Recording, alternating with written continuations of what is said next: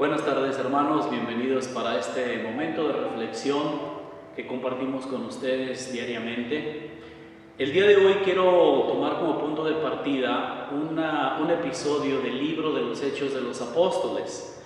Durante estos días pascuales, este libro nos va presentando algunas características de la primera comunidad cristiana, de cómo fueron consolidándose las iglesias, las comunidades, y cómo cada uno de los apóstoles fue dando testimonio de lo que habían visto y oído. El día de hoy la lectura de los Hechos de los Apóstoles en el capítulo 4 nos presenta una característica muy interesante de esta comunidad, donde se vivía una comunión, una preocupación de unos por otros que despertaba gran interés en aquellos que no eran cristianos y decían: ¿por qué viven así? ¿Cómo lo logran? ¿Cómo lo hacen? Entonces, su modo de vivir, su modo de ser era como el testimonio, el ejemplo viviente de cómo aplicar, cómo vivir, cómo experimentar el mensaje de Jesús. En el capítulo 4, Hechos de los Apóstoles, capítulo 4, versículo 32 al 37, encontramos este pasaje que dice: la multitud de los que habían creído tenían un solo corazón y una sola alma. Todo lo poseían en común y nadie consideraba suyo nada de lo que tenían. Con grandes muestras de poder los apóstoles daban testimonio de la resurrección del Señor Jesús, y todos gozaban de gran estimación entre el pueblo. Ninguno pasaba necesidad, pues los que poseían terrenos o casas los vendían. Llevaban el dinero y lo ponían a disposición de los apóstoles, y luego se distribuía según lo que necesitaba cada uno. José, levita nacido en Chipre, a quien los apóstoles llamaban Bernabé, que significa hábil para exhortar, tenía un campo. Lo vendió y puso el dinero a disposición de los apóstoles. Bueno, hay varios elementos que pueden llamar nuestra atención en este texto. Primero, el de ese sentimiento de unidad que dice: tenían un solo corazón y una sola alma, estaban enfocados en lo mismo, había comunión entre ellos, y esa comunión era lo que les permitía ser capaces de compartir los bienes materiales, de compartir las necesidades, de ver qué es lo que el otro carecía y dar una mano y compartir de lo que a ti te sobraba. Entonces, si se fijan, el punto de partida es el tener un solo corazón, una sola alma, la comunión. Y eso también dice que por su manera de ser, del trato con todos, gozaban de gran estima entre el pueblo, entre incluso los que no eran cristianos. Era gente que caía bien, era gente que ayudaba, era gente que veía por los demás. Entonces son características muy interesantes.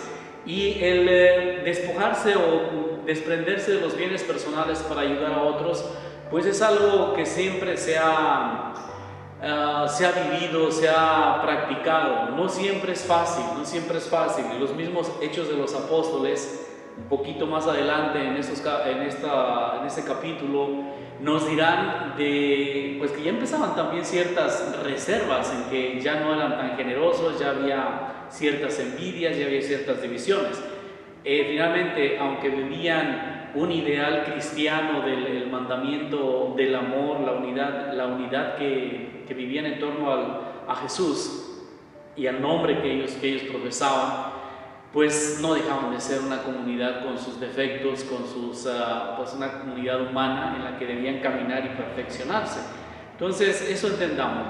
Este ideal que al principio vivieron, que era algo efervescente, era algo hermoso que vivían, fue difícil, y a lo largo de la historia se ha seguido practicando, se ha seguido viviendo, no completamente, pero porque siempre ha habido esas divisiones, esos problemas, pero es algo a lo que estamos llamados a ser los cristianos. Quiere decir que tú veas por la necesidad de los demás. Ciertamente el despojarse, pues uno dice: bueno, también mi familia necesita, yo también necesito, cuidando esa necesidad tuya, pues, pero si está en tus manos ayudar, pues siempre es una de las características de la generosidad cristiana, es ayudar al que lo necesita. Les digo, no es fácil, y lo triste es cuando predomina más el egoísmo, cuando predomina más la división, cuando no hay un mismo corazón y una sola alma. Hoy podríamos mirar al cristianismo y lo encontramos dividido, lo encontramos en muchas iglesias, muchas denominaciones, a veces mirándonos con desconfianza unos y otros, diciendo: es que tú no eres de mi iglesia, es que yo soy la iglesia verdadera, o es que tú perteneces a otro grupo, y eso nos ha alejado, cuando en realidad el mensaje, el evangelio, el Jesús en el que creemos es el mismo, y es donde deberíamos buscar el tener una sola alma, un solo corazón.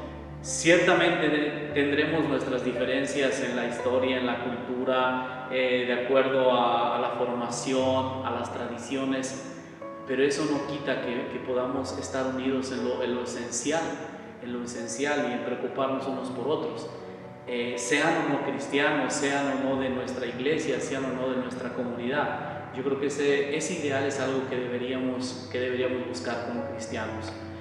Tristemente, si vamos un poco más, sin ver la sociedad en general o en el ámbito religioso, vamos un poco más a las familias.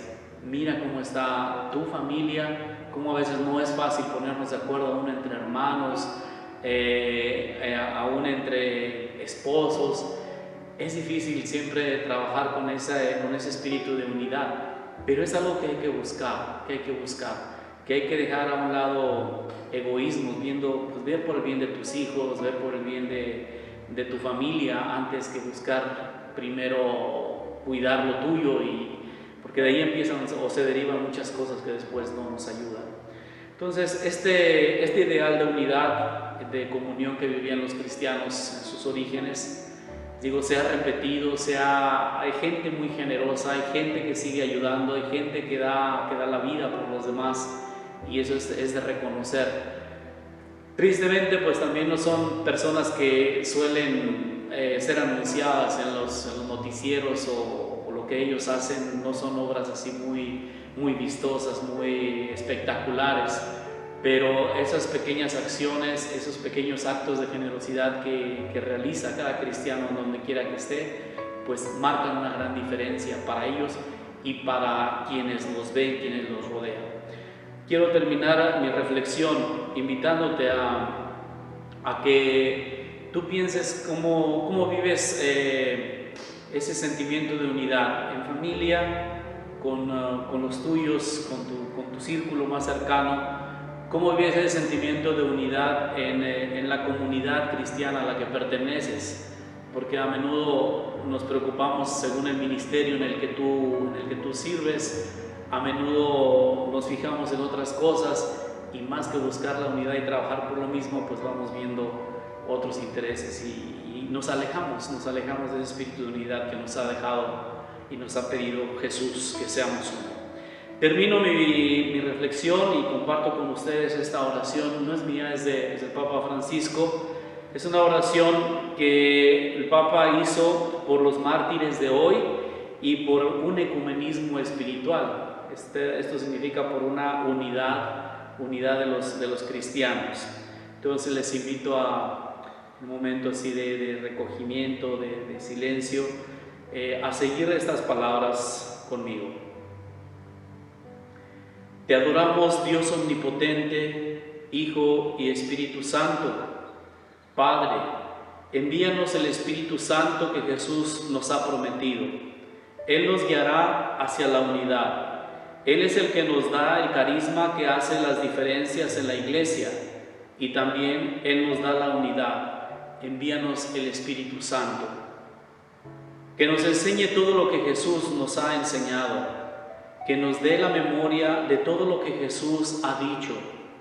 Jesús, Señor, tú has pedido para todos nosotros la gracia de la unidad.